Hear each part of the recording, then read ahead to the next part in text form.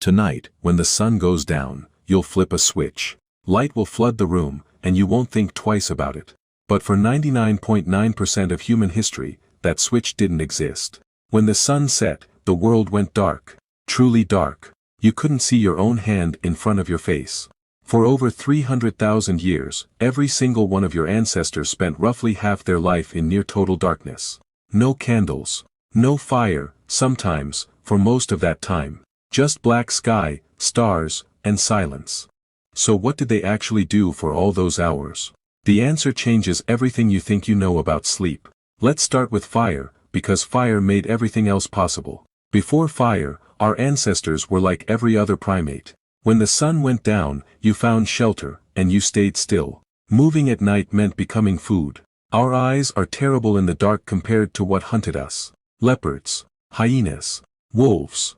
All of them could see just fine. Fire changed that overnight, literally. A campfire creates a circle of safety roughly 30 feet wide. Inside that circle, predators wouldn't come. Outside it, you died.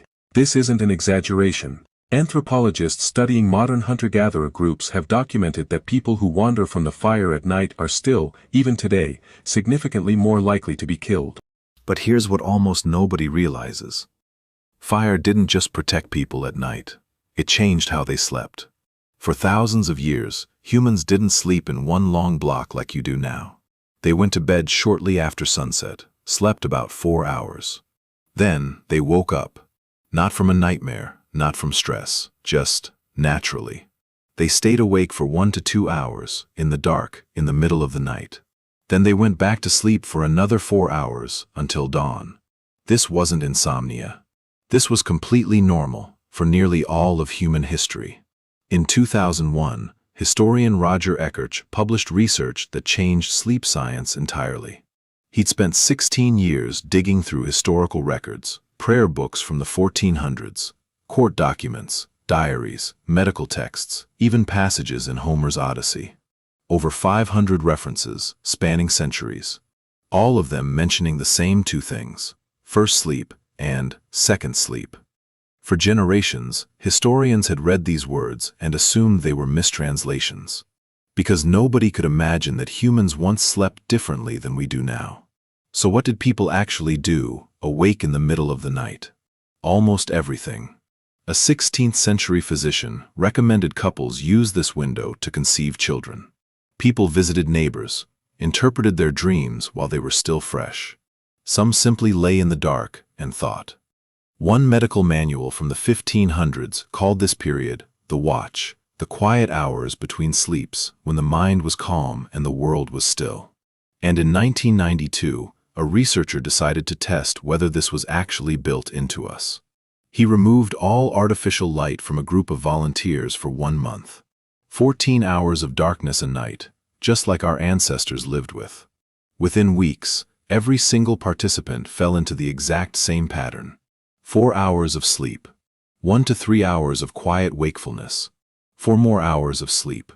Nobody told them to do this. It was as if some ancient program had been waiting inside them the whole time. So what killed it? The answer is simpler than you'd think. Light.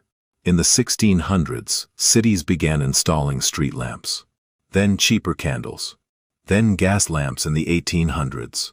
Then, in 1879, Thomas Edison commercialized the light bulb. Within a generation, the night humans had known for 300,000 years was gone. Here's a detail almost nobody knows. The word curfew comes from the French couvre-feu. It literally means cover fire. In medieval towns, a bell rang at night, signaling everyone to extinguish their flames. Night was supposed to be dark. Night was when you were vulnerable. We feared it in a way that's almost impossible to understand today. And then, we flooded it with light, and called it progress. Modern humans are exposed to artificial light for 7 to 8 hours after sunset, on average. That light, especially the blue light from your phone, suppresses melatonin. Your body doesn't know the difference between a light bulb and the sun. When light hits your retina at 11 p.m., your brain thinks it's daytime. Researchers have found that people who go camping for just 1 week with zero artificial light have their melatonin cycles reset within days. That's all it takes for 300,000 years of programming to reassert itself. We didn't just change when we sleep. We eliminated an entire state of consciousness. That quiet, reflective window between first and second sleep. Now, we call it insomnia. We treat it like a disorder. But what if it's not a disorder at all? What if waking up at 2 a.m., lying there in the dark, isn't your body malfunctioning? What if it's your body remembering exactly what it was built to do? For 300,000 years, your ancestors gathered around fires and told the stories that built civilization. They slept in two phases, with a quiet window of reflection in between. They lived in darkness so complete, the Milky Way was just the sky. And every night, they lay there in silence, thinking about their lives, their dreams, and the world they'd wake up to. We traded all of that for a light switch. And most of us never even noticed it was gone. Subscribe to Human Roots. Comment below, have you ever woken up at 2 a.m. for no reason at all? See you next time.